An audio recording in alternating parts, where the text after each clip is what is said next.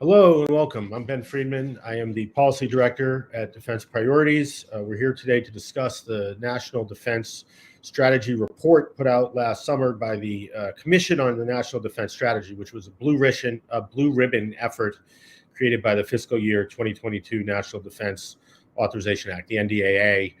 And its basic message, the report, is that we're in all sorts of danger. So we need to spend a lot more than the current roughly $900 billion defense budget. And it advocates a multi-theater force construct with large deployments in Asia, Europe, and the Middle East, larger deployments, while still defending the homeland, the country.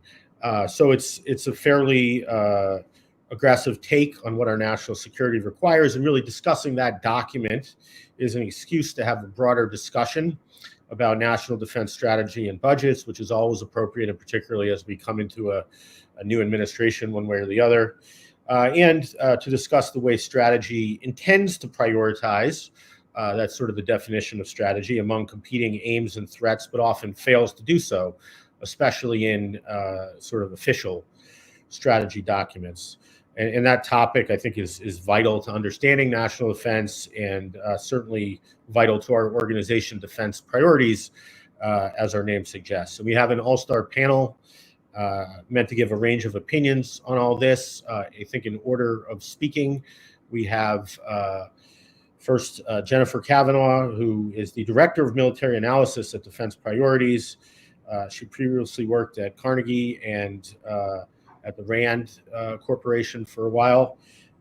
Second, we have Alex Velez-Green, who's now a senior policy advisor in the Heritage Foundation's Allison Center for National Security. He focuses on defense, deterrence, and alliance management, and he's the lead author of Heritage's report on defense titled "The Prioritization Imperative: A Strategy to Defend America's Interests in a More Dangerous World." Alex is a prioritizer, is the kind of term of art these days that people would give to him and a few others. And third, we have Admiral Mark Montgomery, who's the Senior Director of the Foundation for Defense of Democracy Center on Cyber and Technology Innovation. He served for 32 years in the Navy as a nuclear-trained surface warfare officer, and he also works under John McCain on the Senate Armed Services Committee. So with that, I think we'll kick it off. We'll go for about an hour and have 5-minute opening remarks by each speaker. So Jennifer, you are first. Go ahead, please. Yes. Well, thanks, Ben. So I think our opening remarks are supposed to focus on what the Commission got right and what it got wrong and what we would do differently. So I'm going to start with what I think the Commission got right. I think there's a number of ways in which the Commission accurately diagnoses the current state of the world, the status quo, which is the world that has changed a lot since the end of the Cold War. It's becoming increasingly multipolar. Whether it is or is not multipolar is a subject of debate, but it's certainly trending in that direction, which means that the United States faces an increasingly complex and challenging security environment with many more threats than it's had to navigate in the recent past, including from near-peer adversaries like China. And this means a number of things. One of the key things that the report points out that I would 100% agree with is that we need allies and partners to do more, to take on more of these burdens, and to join with us in various types of coalitions. The second thing I think the Commission gets absolutely right is that maintaining U.S. global preeminence is very costly. Being the global force provider in all of these theaters, the Middle East, Europe, and Asia, and maintaining homeland defense has always been expensive, but it's getting more expensive. And the final thing I would point to here is that the current U.S. military capabilities, its level of readiness, what it has in its arsenals, the size of the different services is insufficient to meet this goal of a global preeminence, which the Commission accepts as the one that the U.S. should be striving for. And it points to a number of things, very complicated rules for acquisition, which slow things down and make it difficult to get the best technology quickly, legacy programs that don't serve current needs, that live on forever, and shortages in key areas like critical minerals, submarines, ships, munitions, things that we would need in the event of a contingency in any theater. So with that said, the areas where I think I agree, I think there's two main places where I disagree. One is how the Commission defines U.S. interests and what it sees as the best way to protect those interests. And then the second is the cost feasibility of this plan that they out, this multi-theater force construct. So the Commission argues that the best way to protect U.S. interests is for the U.S. to be everywhere, that this is necessary. And this has been sort of the going assumption since the end of World War II. The United States felt that the best way to protect its interests was to basically take on the leadership role in all of these different theaters, to underwrite the security of all its allies and partners so they didn't have to build up military forces, both so the U.S. was in 100% control and so the U.S. didn't have to compete with them. And to just spend as much money as was required to maintain this global force posture. That was doable for many decades, and it accepted a very broad definition of U.S. interests that came to be known as something like the liberal international order, the rules-based order, and maintaining this order is seen as sort of the end goal. So this is how the Commission defines U.S. interests. It explicitly rejects prioritization. It doesn't just say that it doesn't just ignore prioritization. It takes it on and says the U.S. is too important to prioritize amongst its allies. It must be in all these theaters at once. And so I would take issue with that. I think there's a way to define U.S. interests that's much more narrow, and that would actually be more in U.S. interests and protect U.S. security better than the Commission's approach. We've seen sort of the results of this, U.S. being everywhere and trying to do everything at once, which is for the U.S. to get dragged into conflicts around the world by reckless partners and in places where its vital interests do not lie. And I think we've seen the results of that over the past 20 years as well as over the past 5 years. So that's my first area of disagreement. My second area of disagreement is about costs. So the Commission argues that the way that this multi-theater force construct would be funded is to increase the defense budget to Cold War levels. They don't exactly say what that means, but let's say it's like 6 to 7% of GDP, which is about the average of what it was during the Cold War. That would be about $2 trillion, which is more than twice what we have now. And they rightly acknowledge that the way to pay for this wouldn't be deficit spending, because the deficit's already a national security risk, but it would be through entitlement reform and higher taxes. And to me, this was just sort of magical thinking. I don't think there's any politician who would run on a platform of cutting Social Security and Medicare and raising taxes and then get elected. So I don't really see how it's feasible to raise the money that the Commission says is required. In this sense, I think the Commission actually did us a favor by laying out explicitly the costs of the strategy that we have and the trade-offs that we have to make. And in my view, for the Commission, the scandal here is that we're only spending 3.5% of GDP on defense. In my view, the scandal is that we're spending $1 trillion on defense and we're somehow still not secure.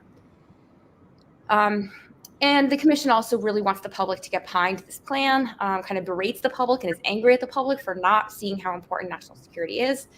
And there I am a little bit bewildered because, as I see it, anyone who's under 40 has lived through decades of the U.S. at war, and it's hard to imagine anyone wanting to sign up for another military building project.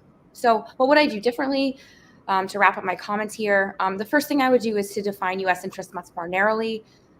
Basically, I wouldn't, I'm not someone who thinks that hard power has no value. I see military force as very important, but I would use it in two contexts: one, to defend the homeland, and two, to prevent the rise of a regional hegemon or a major power competitor who can tilt the balance of power in their favor in one of the other major theaters, Europe, the Middle East, or Asia. The only place where that's really a threat is in Asia, where China is modernizing its military very rapidly. And so that would leave us focusing on homeland defense and Asia.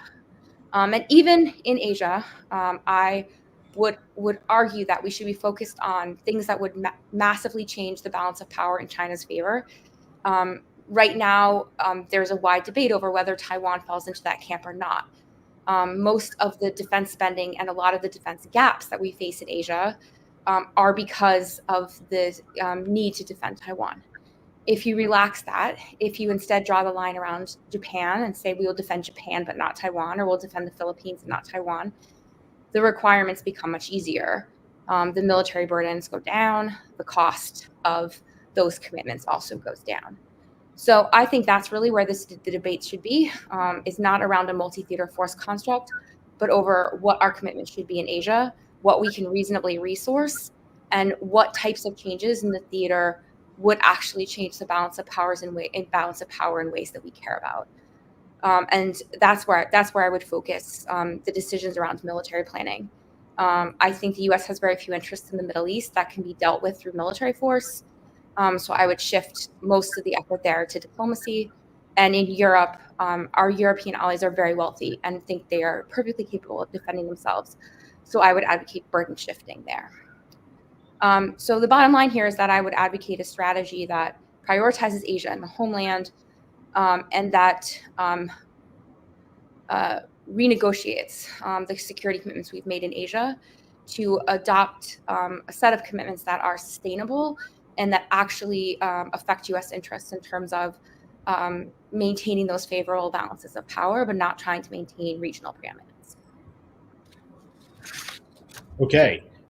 Thanks, Jennifer. And, I'll say before I give it to Alex that I had two jobs, and I did one of them, which was to introduce the speakers. Forgot to say the questions that Jennifer supplied herself, but I'll now say them anyway. One, we'd like the two remaining speakers to answer what you think the NDS Commission got right and wrong in terms of how the U.S. should provide for its national security. And two, essentially, how would you change its recommendations? So, having corrected myself, Alex, please go ahead. Hey, thanks so much. Thanks so much for having me here. And just make sure I'm unmuted. And really appreciate the opportunity. My remarks, I'll start by saying first, they reflect my views and mine alone. They do not necessarily reflect the views of Heritage or anybody else. I will say, I think you'll is one of the dangers of going behind someone as thoughtful as Jennifer. I expect you'll sense significant amount of resonance between what she has said and what I will say, although there are some, I think, points of difference, particularly on the Indo-Pacific question. With that said, cutting to the chase here, to the question of what the Commission got right. The Commission warns that the U.S. military lacks both the capability and capacity to confidently deter and prevail in combat against China. They also say there's a high probability that the next war would be fought across multiple theaters against multiple adversaries, and I would argue that they are right on both counts. I would point out they are not the first to warn of these dangers. I and others, including Jennifer, have done so for years. In fact, my former boss, Senator Josh Hawley, warned of the growing risk of simultaneous conflicts in April 2021 during a SASC hearing, if not earlier than that. But it is important that the Commission acknowledge those realities, and I'm glad they did. For me, the trouble comes in the rest of the report, where they lay out how the United States should deal with this worsening threat environment. Specifically, as we've heard, the Commission argues for the United States to adopt what it calls a multi-theater force construct under which the U.S. military would be able to simultaneously lead efforts to defeat China and Russia and defend against Iranian aggression, all while defending the homeland, maintaining strategic deterrence, preventing mass casualty terrorist attacks, maintaining global posture, and responding to small-scale, short-duration crises, which I would note are often very hard to tell in advance. And again, they want the U.S. military to do all of this at the same time. That is an enormous set of commitments. To put this in perspective, today, the U.S. military is only sized to fight and win a single major war at a time. That's because we need many of the same capabilities to fight wars in the Indo-Pacific, Europe, and the Middle East, and there are not enough to go around. At the same time, given the state of U.S. forces, it's not clear we'll be able to deter or defeat China alone in the next few years. So the Commission's proposal is not just ambitious, it really is a wholesale departure from where we are and where we've been for generations. But my main critique isn't that they're asking the U.S. military to do all these things at the same time, consistent with part of Jennifer's response. My main critique is that they don't offer a credible way to resource this expansive set of commitments in the first place. Most importantly, the Commission argues that we should raise defense spending to Cold War levels of at least 4.9% of American GDP. I would argue that that is the crux of their report. If we do not do this, then none of their other recommendations can possibly get us close to implementing the multi-theater force construct that they're proposing. But what does that mean in practical terms? According to the U.S. government, America's GDP today is roughly $29.35 trillion. So if we raise defense spending to at least 4.9% of that GDP, and remember, that's the bottom end of what they're proposing here, we're talking about a defense budget that is at least $1.4 trillion per year. That is roughly $500 billion more per year than we're spending today, assuming defense budget hawks in this Congress have their way. But there's no realistic path to building the political coalition needed to achieve and sustain that high a level of defense spending. That's partly because Americans don't want to spend that much on defense. According to a Gallup poll in February 2024, 68% of Americans think we already spend enough or too much on defense. So there's not really a political appetite for what the commission is recommending. The United States is also in a very different fiscal situation than it was during the Cold War.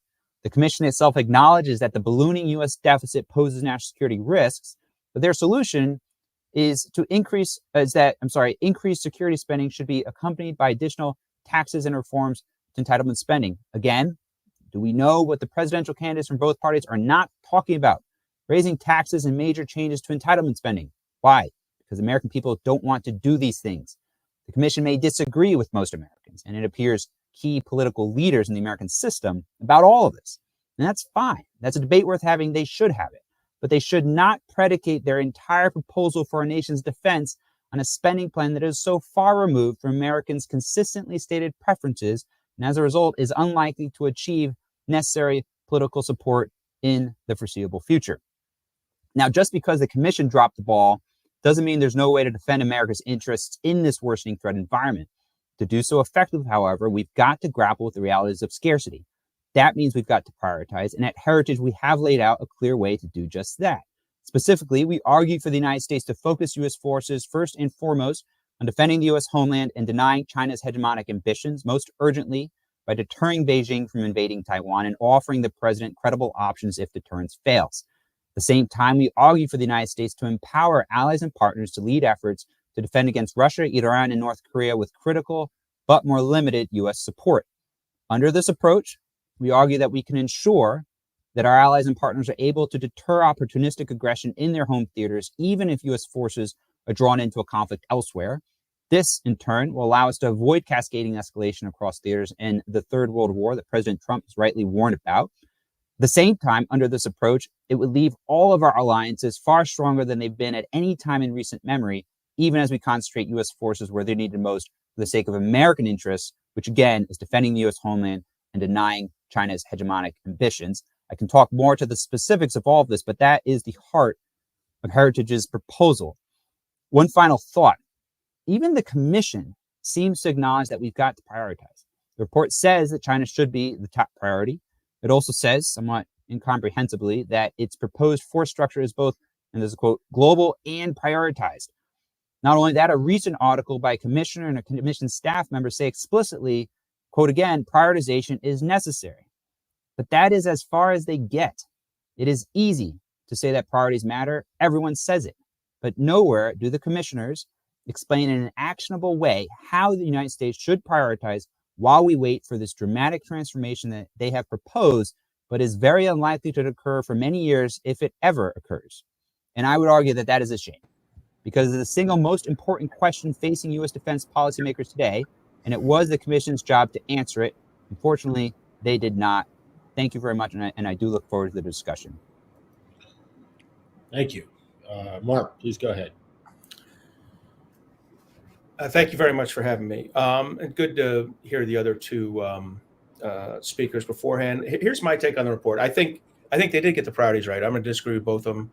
I think they started with the homeland, and no matter what our number one adversary is, the homeland is going to be under attack. I think we've seen from the Ukraine, Russia's illegal invasion of Ukraine, and Iranian attacks on Israel that missile defense, both cruise and ballistic, is the coin of the realm for the authoritarian states, which are called for the purpose of this, I'll just call them the axis of aggressors. Those four countries all predicate a lot of their warfighting concepts on cruise and ballistic missiles, which will be able to reach our homeland soon.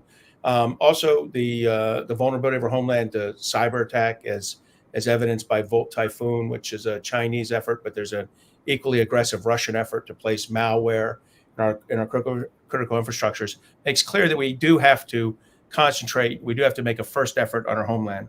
And then I think it mentions China, Russia, and Iran in that order. I do like the fact that it mentions criticality of resources. Unlike Alex, I do think we can get to 4.5% to 5% of GDP on defense spending. I don't think we'll do it in 1 year, but let's be clear. We went from 5 to 7% during the Cold War, down to 2.9% during the peace dividend, up to 4.9% under President Bush, and he turned it over to about 4.5% to President Obama, who let it drop down to 3.1%. I'm gonna guess that Alex doesn't believe too much about President Obama's strategic thinking, so we'll accept that President Obama's decision to drop it back down to 3.1% was wrong. President Trump took it back up to 3.5. President Biden has taken it back down to 3.0. I suspect if we have a President Harris, it'll end up at about 2.7. We could go below 3.0 this year if our GDP figures for the next quarter are too big. So I believe that we have to have the criticality of resources has to be addressed. I also believe that, and look, we got to stop tying this to non-defense spending. That's one of the problems here. So we just spent $4 trillion on non-defense spending under the last 2 years of Trump and the first 3 years of Biden in COVID relief acts, in the Bipartisan Infrastructure Act, in the Inflation Reduction Act, in the CHIPS Act. So we threw $4.5 trillion. Maybe more, might be closer to 5 or 6 trillion when the IRA is done being counted at non-defense. Why do we have to tie defense to non-defense? It's ridiculous. So we can raise this back up without raising up the base of the non-defense spending. Then I like the emphasis on research and development. We need to continue to increase our investment in that. I like the idea of a supplemental for the industrial base. I think they let us down, the commission, by not putting a number on it. I'll put a number on it for you. I think we should put 50 billion in there over 5 years, in an increment on a staircase, 7, 9, 13 billion, then back down over the next 5 years to restore our munitions. No matter what you think our number one priority is, I think everyone agrees maintaining our munitions at their floor. And what I mean by that is, if we were to say at an unclassified level, I need 1,000 LRASMs, long-range anti-ship missiles, to deal with China, or 1,200, somewhere in that number, unclassified. We were building 35 a year. That's a 40-year plan. That was clinically insane. We need to actually build munitions. We need to have a defense industrial base that can build munitions at the right rates. So that kind of investment was a good idea. Of course, not putting a number on it made it hard.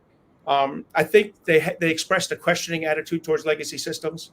I agree with them. It's extremely frustrating to see the services and the primes, the companies, argue internally that no matter what a combatant commander says she or he needs to fight a war, don't worry, the program of record covers it. It's insane. I would bring a war plan in, and I swear if I flipped it upside down, they'd say, oh, don't worry, Mark, program of record still covers it. That's a problem. But an even bigger criminal actor in this is Congress, who insists that we build things in their district. And there is not a congressman or a senator who hasn't intervened in appropriations or the NDAA to do things for his or her state.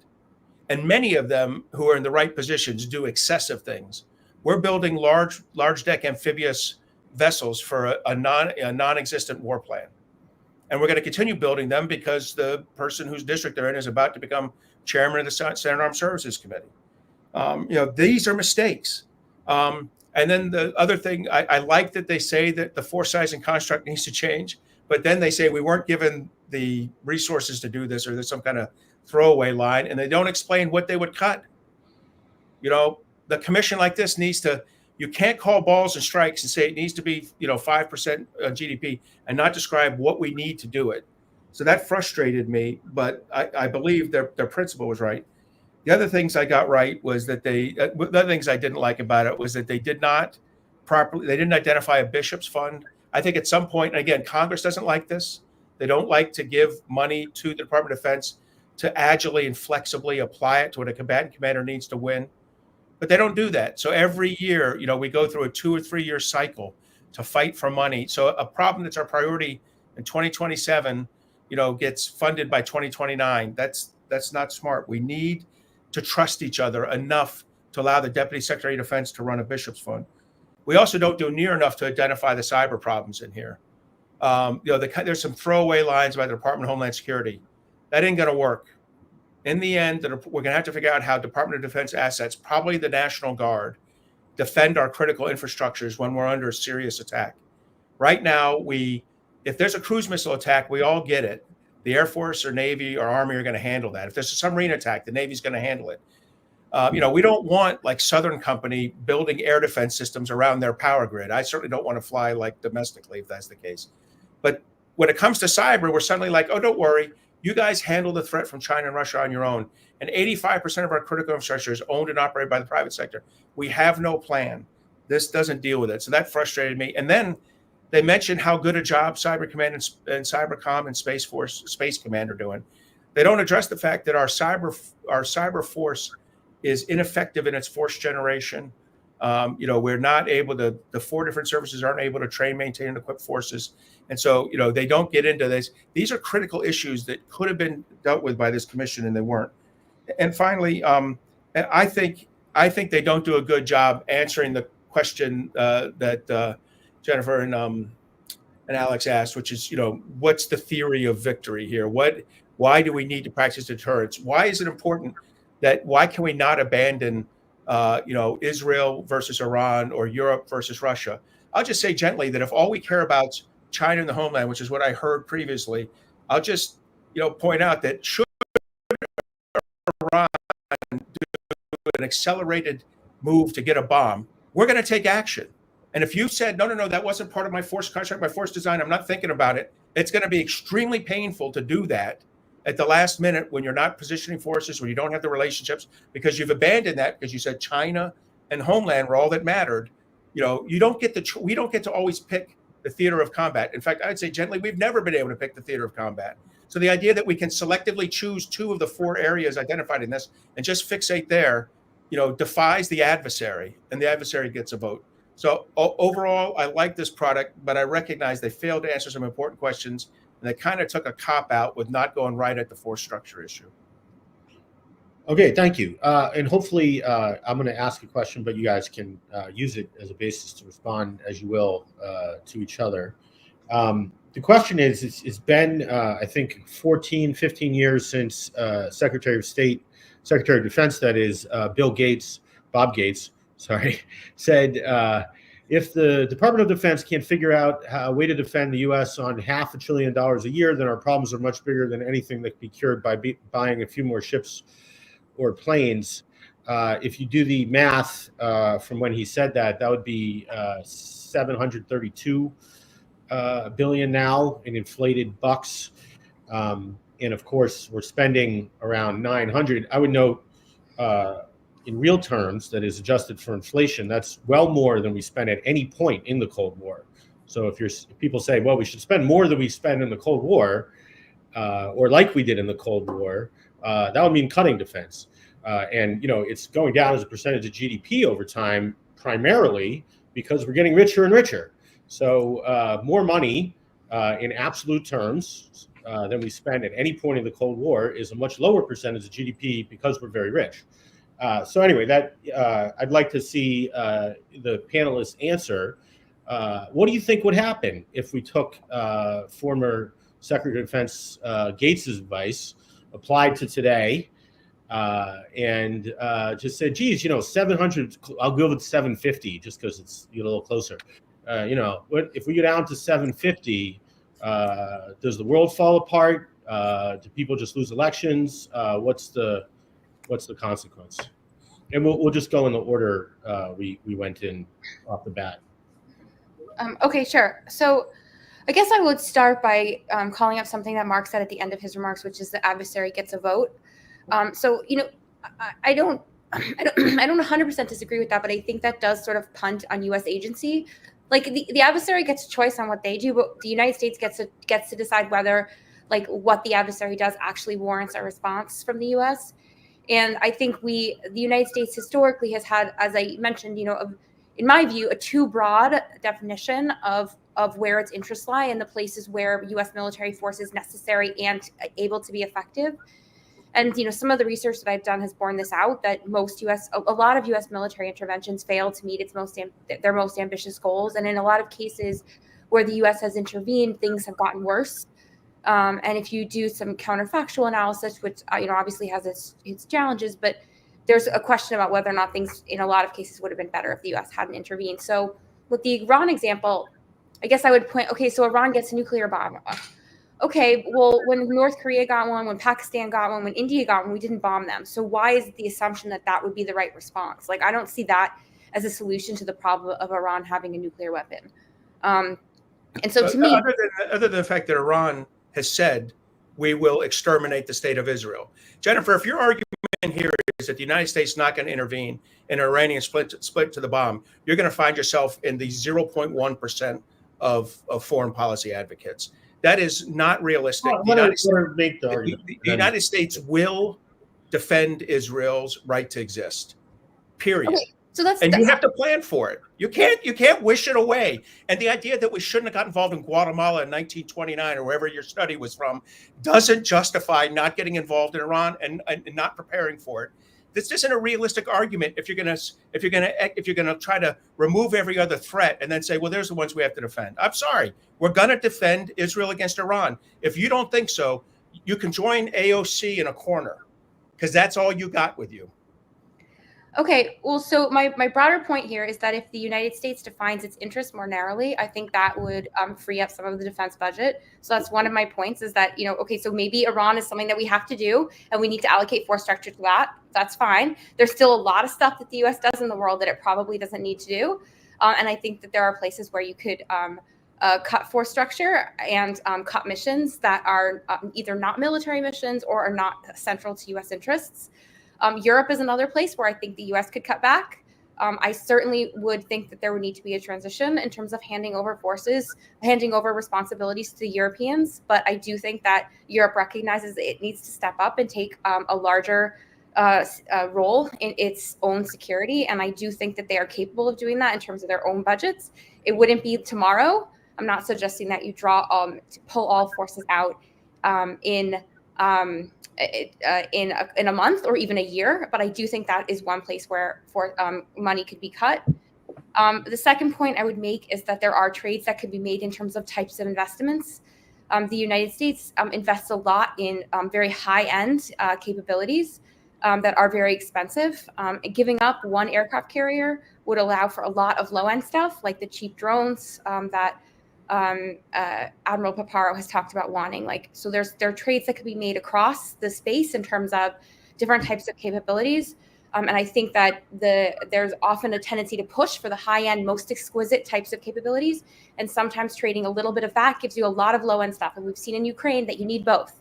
You need the high-end stuff, but you need the low-end stuff. And so that's another place where I think you could save money. Okay, Alex, go ahead. Yeah, sure. Well, I'll start with something that Mark said before. Mark, you said that you got confidence we can get back to 4.5%, 5%.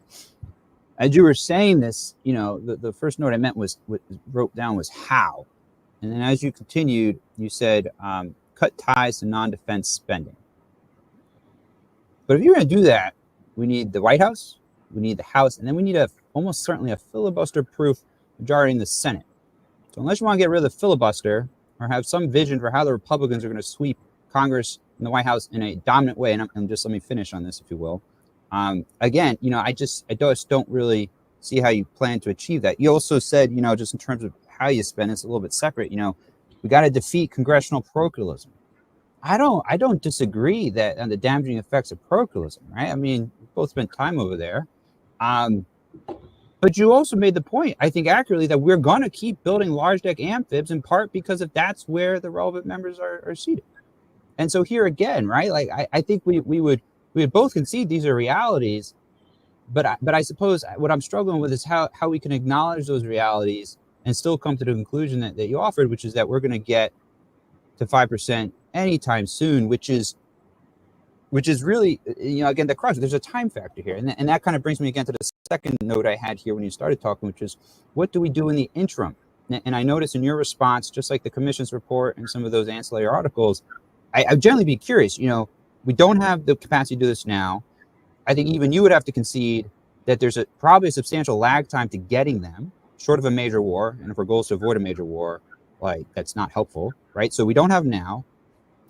It's going to take a while for them to get here if they come at all. Even if we get the defense spending increase, it takes time to generate combat power off that new buying power, right? So all of this generates lag time. What do we do in the interim when we still have a scarcity problem and competing interests across theaters? And this kind of brings me to what I think you presented as which is frankly a bit of a straw man. I won't speak for Jennifer, but I didn't say that we don't care about anything besides defending the homeland or denying China's imaginary aggressions, which is in fact what you did say. Correct me if I'm wrong. What I said is that those are the priorities, and the U.S. does have interests at stake in other theaters, but so long as we have a sense of what's most important for American interests, and we have a scarcity problem, then we need to find ways to service those interests in other theaters in a manner that preserves our ability to service those highest priorities. Right? I think even you would concede, if we execute the relevant war plans in the European theater and soak up many of the munitions and other capabilities that are badly needed in a Taiwan contingency, especially in a world where simultaneous conflicts are entirely plausible, if not likely, that may not redound to our favor if, in fact, it results in us in deterrence failing the Pacific and an inability to restore it, acknowledging that the fact that it failed in the first place is bad enough. So again, nobody here is arguing, so I'm not arguing that we don't have interests in all these theaters. I would argue that we do have important interests at stake. Let me finish, if you will. In all of these key regions. However, they're not all created equal. Scarcity demands prioritization up until the moment that we do have all those spending increases and new force generation that the commission and you have talked about. Which brings me, Ben, just to your question, what happens if we cut it $750 billion? This all gets much, much, much harder. Speaking candidly, I don't even know if we could deal effectively with the China problem alone if we went lower than where we are today. I could see that point. I'm sure Mark would agree with me. And I know the commissioners would too. I just think as a structural matter that's kind of the table stakes. So anyway, just my initial thoughts. All right. So my thoughts are, first, look, I'd like to get to 4.55%, but what we need to do is get back up, increasing. I think Trump had it right last time. He increased it 0.1% a year. That's a perfectly fine plan. It took us 25 years to crash from 6.5% to 3%. It can take us 20 years to get back, but if we continually work on that, we'll be all right. First of all, we win our war games. Now, the only way we lose to China right now is if the National Security Council doesn't make decisions in a timely fashion. And there are certain presidents I think won't do it. In fact, I'm not sure either of the next two presidents will make decisions fast enough in a Taiwan scenario for us to be successful. But the military will actually be able to win. And I say this as one of the more educated persons on whether we can win this war or not. We can win right now. We can, and 2027 isn't even the right time frame. When Davidson said that, Admiral Davidson, he forgot to say, comma, unless we or other people take actions. President Trump took actions. Biden, after Ukraine's invasion by Russia, took actions. And we've actually moved that number to the right. I think it's 2029, 2030. My son just took a ship out of Japan. I wouldn't have let him select that if I thought it was a 2027 problem. It's not. My point on this is we can win. And if we increase 0.1% a year, we'll get there gradually. And look, you're right. Do I think Congress is full of hypocrites who want to fix the problem, but then want to make sure their district gets their money? Yes. Do I think that the progressives are hypocritical and that they grabbed $4 trillion or $5 trillion in funding and then said, but every dollar in defense increase going forward needs to be matched by non-defense? Yes, they're hypocrites. We got to deal with that. But if you're asking, is there a strategic plan? This is the plan. And I don't think you get the luxury. I've done lots of manpower and force posture resourcing. You don't get to say, these are my number one and number two priorities. I don't have others. Oh, wait a minute. There's a problem there. I do have a third and fourth priority. What you're saying is what I agree with. There's four priorities. And the order is, I think you would agree, Homeland, Cyber, Russia, Iran. You could switch Iran and Russia if you want. But those are what you have to deal with. Look, would I put the first dollar against Homeland and the second dollar against China? You bet. And another thing I want to comment on is it is just absolutely irresponsible that our services and the defense industrial base will not give up on legacy systems. One day that may be the aircraft carrier. I'm not sure, but it's for sure right now. It's big deck amphibs. For sure right now, it's the LCS, which is a terrible decision by the Navy. I can see there are places where you could make cuts in order to fund some of the things we really need. But I think overall, you've got to grow the defense budget. And look, the thing I'd say is the adversary, as I said before, does get a vote. And if Iran goes after Israel, we're going to defend them. And I think in the reasonable future, if Russia goes after a NATO state, we're going to get involved. So we've got to be prepared for it. We've got to be ready to fight. And the way you're ready to fight is to get it. I don't disagree with either of you that China and the homeland are 1 and 2. But I don't think we can forget 3 and 4. And if it means we have to increase the defense budget, then we do. I mean, the American people lived with a 6% defense budget to fight the Soviet Union for 45 years. I think we can come. I'm not asking for a 6% defense budget, but I think we can increase it 0.1% a year over the next 15 years. Ben, if I may. Yeah. Hey, so real quick, Monty, if I'm hearing you right, I think you disagree with the commission's analysis. You disagree with the RAND Corporation's very deep analysis of the U.S.-China military balance in the state there. You disagree with most informed folks, including folks. I think you were the 3 out there. With most of the folks I talked to with some regularity in the Pacific, in the building, you name it, including folks with many stars on their shoulders, right? So I don't dispute. They say we'll lose. Is that what you're saying? I just want to make sure you're correcting me. You say we'll lose. What if you just let me finish speaking and then you can redirect if you like? Go ahead. Does that work? Appreciate it. And across these conversations, there is a very a growing and spreading and very sobering recognition that it's not just that America's military advantage over China, such as was as eroded, it's eroded very, very badly in ways that do raise very serious concerns about our ability to deter or defeat the Chinese invasion of Taiwan in particular in the next few years. You're right.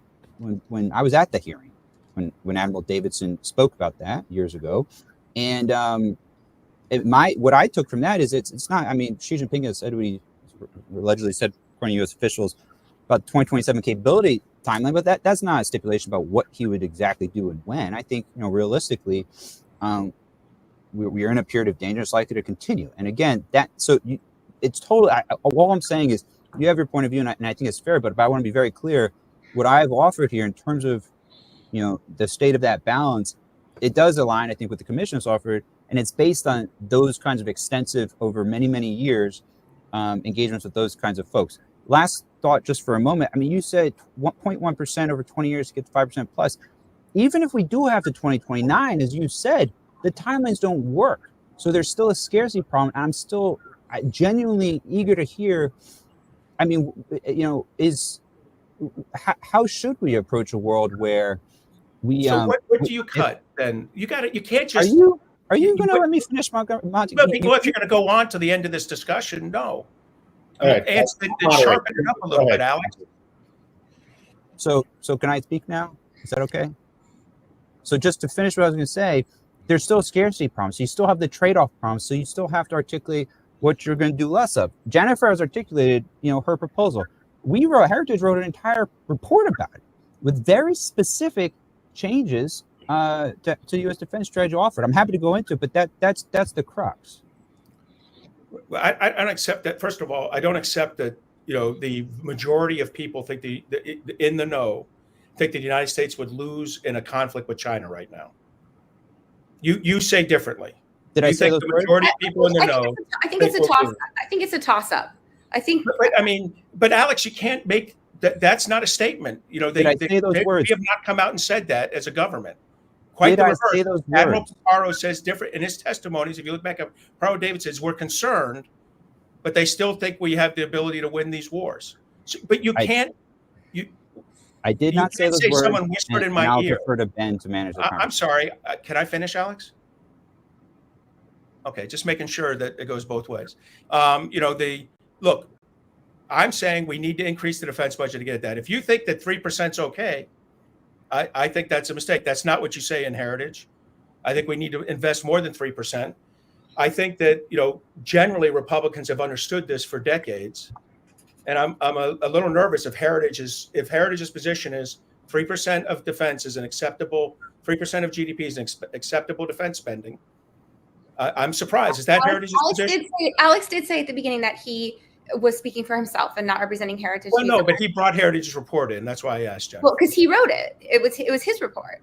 Let me just get in here with a question, and we'll get back to you, Jennifer. I would note that in real terms, the defense budget is, I think, more than 20% higher than it was around certainly a decade ago, and I think even around 2016, FY 2016, something like, give or take a bit. So it's gone up a lot. We've had this big increase in real terms, and it's interesting, I think, how little that's got us. Like, certainly, according to most people on this panel, how little that's got us, not just in terms of sort of the threat calculus out there, which I'm not nearly as worried about, but in terms of output, stuff, ships. I don't have time to go down the line, but, big increase in the sort of outputs, if you want to look at force structure in each of the major services, is at best holding steady.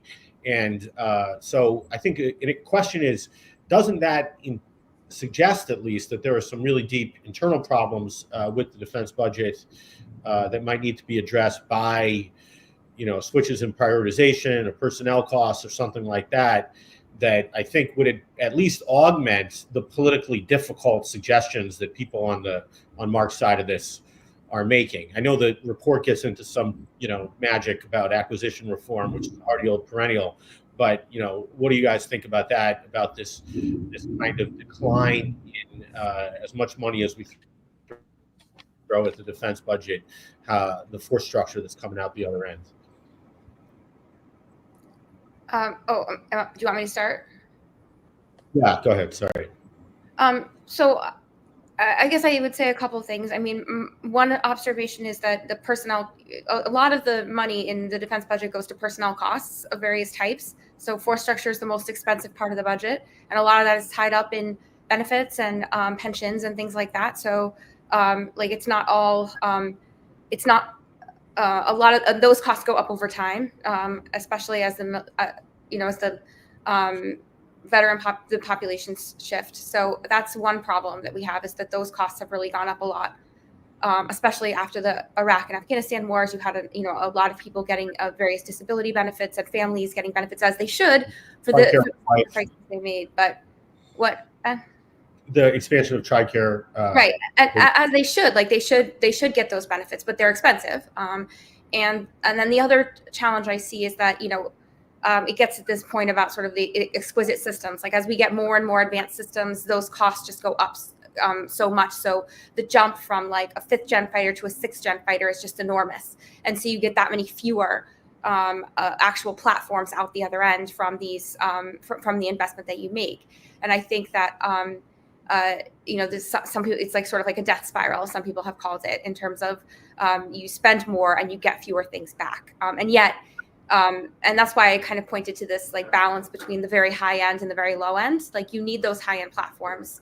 You need the most advanced subs. You need the best fighter jets. Those are and bombers. Those are the types of capabilities where we actually have an advantage over China. And that's like one of the most important things that we have in Asia. But you also need to balance that out with the low end stuff. And then there's also the way acquisitions are done in the Pentagon, which tends to drive to a very sort of like bespoke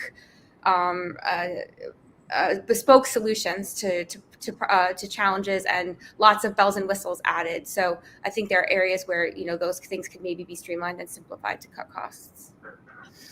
Alex, any comment on that? Yeah, briefly, I would just say, just to the comment earlier, I didn't say that there's a consensus we're going to lose a war. I said specifically that there is growing and real concern about our ability to deter or win it. And that it's an important distinction, but that is, I think, a very accurate description of the trends in the analysis and perception of a very wide range of stakeholders work on this issue now for a long time. Also, just on defense spending, Heritage's position, as encapsulated in that particular report, is that defense spending is not likely to increase dramatically for the foreseeable future, and so we need to prioritize. That is heritage analysis, and I'm biased because I wrote that particular line, but it's others have written it here too, and it's accurate. I think as to Ben's question, I would associate myself very much with everything that Jennifer just said, and I would just offer, no doubt the dollar's not going as far as it used to in terms of force generation.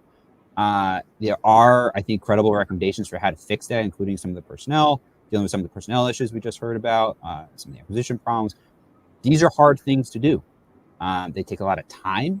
Oftentimes, there's an upfront cost to many of these changes, and especially given all the competing challenges we've got today. I mean, it's a tall order, and the bottom line there means it's we should bet on it continue to take a substantial amount of time, continue to be costly, and in a period of if not static, then only modestly increasing defense spending, that is only going to impel the need to prioritize, kind of consistent, I think, with the discussion we're having so far. Mark. So here's my thoughts. First of all, maybe surprising on you, but it shouldn't be surprising. I agree with Jennifer and Alex that there's a lot of stuff we got to get rid of. I mean, there are way too many. There are legacy systems that got to go. We have to rethink this. This isn't just grow the defense budget and keep doing what we're doing. Now, the problem with personnel, the irony is, by the way, the DoD put none of those ideas forward, like TRICARE for Life, the VA bill expansion, how to look at disabled veterans. That was all congressional assist. So I think if you use Alex's theory of that it isn't possible, I'll just tell you gently, we're not changing the personnel costs. No one wants to go back to their district and say, I'm the one who stripped away your disability or your TRICARE for Life or something else. That's fine, but you just said they should stop being parochial, which seems even more. The weapons. So I'll give you an example. What we really need, let's say we need a lot more USV under unmanned surface vessels, and we do in the Navy. We should, I would hope Senator Wicker would understand that, hey, give up these big deck amphibs and build those there. But what he'll do is say, I'll be happy to take on those USVs and we'll keep building the big deck amphibs here. Or I don't trust you that I'll get this contract and therefore I won't let it go. It's killing us. I mean, if you look at the Navy shipbuilding budget, we know we need these unmanned surface vessels. And if we didn't before, the Ukraine-Russia conflict is showing us desperately, but we need them for weapons and for all kinds and sensors and all kinds of things. We're not building them this year. They're not in the budget. And Congress isn't adding them in. We've zeroed out that line of what's probably the most important weapon system for any wargaming, either myself or others have argued for. Why are we doing it? Because we're spending X on an SSBN, Y on an SSN, carrier, destroyers, the things we're not building, by the way, are the things in states where somebody, where it's being built, where there's nobody who has play. I mean, we really have a bad problem with programs, but I'm just saying that if we're going to accept it, we're not going to change what we need to build. We're also not going to fix that personnel issue. Hey, one other thing I want to bring up here is Jennifer kind of exempted Taiwan. I don't know where Alex sits on this. I'm very nervous about what President Trump's been saying about Taiwan recently. Taiwan is a critical asset, critical part of U.S. economic security. And we've had, there's an understanding of the Taiwan Relations Act that we would intervene to prevent a coercive change in the regime, by China against Taiwan. If we were to walk away from that, I'm not sure Japan and Korea are going to be that comfortable with whatever deal we're offering them after that. I mean, deterrence isn't this flexible thing where, don't worry. I mean, look what we've had to deal with over Biden's, catastrophic departure from Afghanistan. That has undermined the deterrence, theory about the United States significantly. The people's belief, because deterrence is a capability or capacity and a credible belief you'll use it. If we walk away from Taiwan, why should Japan go, they're different Asians than us. We're okay. I wouldn't if I were them. And I don't care that we have a treaty agreement. What will they do, Mark? What do you think that they'll do if they don't trust the U.S.? Like, what's the worst case scenario? With the Japanese, eventually, look, if China starts to become the economic partner of choice for all of Southeast Asia, as we leave Taiwan, Japan eventually is going to have to make a change. I don't think the United States, if we were, Ben, you made a great point earlier that our GDP has been growing pretty fast, and that's one of the things that messes the math up on percentage of defensive GDP. It won't be growing really fast if we're not an economic partner of choice throughout all of Asia. And right now we are. The Japanese might be if they looked at credibility that way, which I'm not sure they should, that they might just spend a little more in defense, which might not be the worst. I mean, that would be my guess, is that they wouldn't bandwagon with China, that they would invest more on their own defense. And I do agree that right now Taiwan plays a really large role in U.S. economic security, but that is the reason for the CHIPS Act and all the investment in domestic. And I do think that gives us some resilience. CHIPS Act is about a 5% down payment on what it would take to get off of Taiwan. So if you think we can pass 20 more CHIPS Acts, let me know. By the way, I'll put that right next to 5% GDP on a stretch goal, right? So I mean, this is a problem we've got. I mean, I think all of us think we're trying to deal with the facts we have in front of us. Maybe we don't agree on the facts, but I'll just tell you that I don't think that I think that we need to defend Taiwan. I think, by the way, President Trump's theory that we, quote, stole TSMC is clinically insane. TSMC left the United States because the U.S. corporation didn't want to deal with it. And Morris Chang went over there and created it. Someone needs to get to President Trump and explain to him what happened.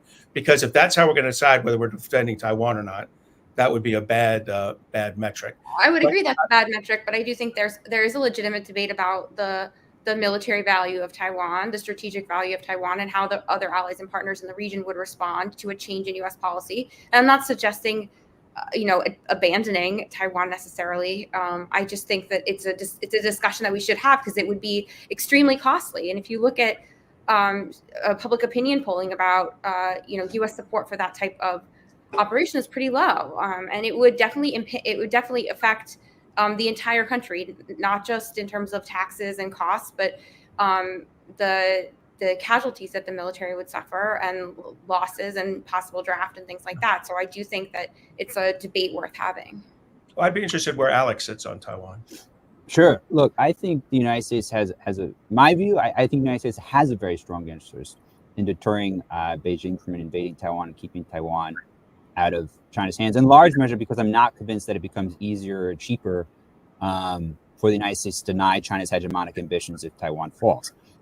Even if we do, and Jennifer, I would concede that I would expect others in the region to at least attempt to balance, including by raising defense spending, if Taiwan falls. But even then, any one country's, including even Japan's, ability to withstand the full force of China's military, especially especially under conditions where China continues to grow more powerful, having gotten Taiwan, they would almost certainly still have to rely heavily on the United States. And in that case, again, I'm not sure it becomes easier or cheaper for us to deter China or defeat China's aggression in that case. With that said, I think President Trump's concerns raised about Taiwan's defensibility are entirely valid, right? The entire premise of any discussion and recommendation to defend Taiwan in the event deterrence fails will hinge dramatically, I think, on how much confidence we have in our ability to defend it effectively at tolerable cost, right? He is, I think, my understanding of what he has said, if I'm recalling correctly, is a reflection of that. And to me, it's common sense, and I think something that we would hopefully want to see from any U.S. leader, although that hasn't been, I think, abundant. So all to say, I think he's right to be sensitive to it. I think he's right to ask the question about Taiwan's defensibility, and I think that only means that, especially for folks who believe, as you're saying, that if it's as important as you're saying, we should prioritize ensuring that it is defensible at tolerable cost, and then giving the president credible options for deterring Beijing or responding effectively if deterrence fails. Well, we agree on I would be remiss as moderator not to say that at Defense Partners we did publish a paper, sort of by Chris McCallion, about chips, and the idea that basically the thesis of the paper is no war for chips. It's just not, the game's not worth the candle. And I encourage everybody to look that up if they're interested. And we also published a paper by Mike Sweeney about the extremely low and perhaps negative, if you look at the cost of occupation, military value of Taiwan to China. With that, we have I think we have about 30 seconds each for final remarks. So, you can, I don't know what you can come up with in 30 seconds, but let's go in the reverse order that we started in. And so, Mark, you're the first. Okay, so I don't think we're going to agree on the prioritization issue. I believe that we need to prepare for the homeland, China and Russia and Iran in that order. And but I will say I think there is. I didn't hear anybody disagree with some of my thoughts about we are not investing properly in the defense of the homeland. And if we don't get this right on missile defense and cyber, and I don't think the paper I don't think the commission tackled that at all, near the detail they need to. And I don't think they got into, giving some Bishop's fund or some kind of like discretionary spending money to the deputy secretary so that we can start to do the smart things fast. Thank you. Alex, wrap up. Yeah, I would just say, first and foremost, thanks so much for having me. I really appreciate the conversation. The only other thought I'd add just substantively is, look, even if there is a path to the kind of spending the commission's talking about, it's going to take a very long time to get there, almost certainly. And we're still left this question, what do we do in the meantime? Heritage has offered a proposal. Defense Priorities has done work on this too. But we still always get back to this question, so long as scarcity persists, what are we going to do? Are we going to prioritize? And if so, how? That's the question that needs answering. The commission, I don't think, did. Others have, and I think that's important. Thank you. So, Alex pretty much covered my thoughts on cost and feasibility. So I'll just kind of hit the interest piece here. I still, and I recognize that others on the panel do not agree with this, but I still think that this idea that having the U.S. be, the global force provider in all the other theaters and defend the homeland is not necessarily in U.S. interest. That's the assumption, is that that's the best way to protect U.S. security. And I don't think that the evidence bears that out. I do think that there are ways that we could define a more narrow set of interests and still maintain our security. And I think that this idea that the U.S. has to be everywhere underplays some of the advantages the U.S. has, like geography and things like that. That said, I do agree with Mark that we do need to invest more in defense of the homeland. I do think that there are gaps there. We're not talking here about like amphibious invasion, people coming to invade the shores. But I do think that the biological and chemical threats and cyber threats and missile threats are things that we haven't invested in a long time and need to be invested in more. And there are also real capability gaps in certain areas. Air defense is one where we just don't have enough. And then there are certain parts of the defense industrial base that I agree need rapid investment, like subs and ships and munitions. Those are areas where I do think more spending is needed. So I'm not here arguing for cutting spending in every place. But I do think a lot of smarter choices could be made that would help our security and not put us in places where U.S. forces are vulnerable and U.S. interests aren't at stake. All right. Well, with that, we will wrap up. And if we were in person, we would clap. But just falls to me to thank everyone for coming and speaking, and whoever's watching for watching. And that is all. Have a good day.